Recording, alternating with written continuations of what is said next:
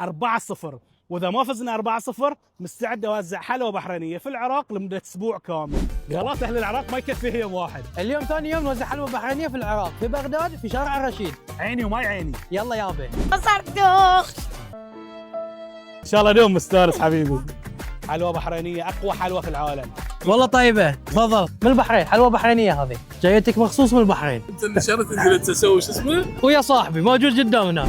هاي اقوى حلوى في البحرين من شويطر ديلايتس. احلى حلوى، اشهر محل عصير ببغداد. تفضل هاي حلوى بحرينيه. جرب وقول لي رايك. ماكل حلوى بحرينيه من قبل؟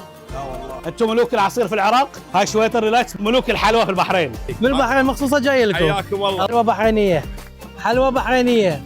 هاي حلاوه بحرينيه. بالعافيه حبيبي تستاهلون. وعد ألذ شيء بتاكله في حياتك. شكرا جزيلا. كلكم شايفين الفيديو؟